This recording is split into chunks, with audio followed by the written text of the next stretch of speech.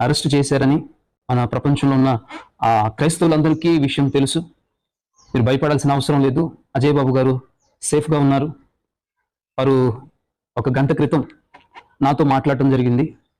ఏది ఏమైనా మీరు భయపడకండి, మన క్రైస్తవ సమాజానికి చెప్పండి అని మరి నాతో చెప్పడం జరిగింది. అందునిమిత్తమై నేను వీడియో మేము చేయటం జరుగుతూ ఉంది. దేవుని పిల్లరా, వారి క్షేమం కోసం ప్రార్థన చేయండి. హైకోర్టులో వారు ఉన్నారని సమాచారం మాకు అందింది. వారి కోసం మీరు ప్రత్యేకంగా ప్రార్థన చేస్తున్నందుకు సంఘాల్లో ఎంతోమంది ఫోన్ కాల్స్, అజయ్ బాబు గారి ఫోన్ నా దగ్గర ఉంది. మరి ఆయన తీసుకెళ్లేటప్పుడు పర్సనల్ ఫోన్ ఒకటి తీసుకెళ్లారు. అది స్విచ్ ఆఫ్లో ఉంది. ఈ ఫోను మరి నా దగ్గర ఉంది. ఎంతోమంది అజయ్ బాబు గారిని ప్రేమించేవారు ఫోన్ చేస్తూ ఉన్నారు. కొన్ని ఫోన్లు మరి లిఫ్ట్ చేయడం కుదరట్లేదు, మమ్మల్ని క్షమించండి. కానీ మీకు చెప్పే విషయం ఒకటే, అజయ్ బాబు గారు సేఫ్గా ఉన్నారని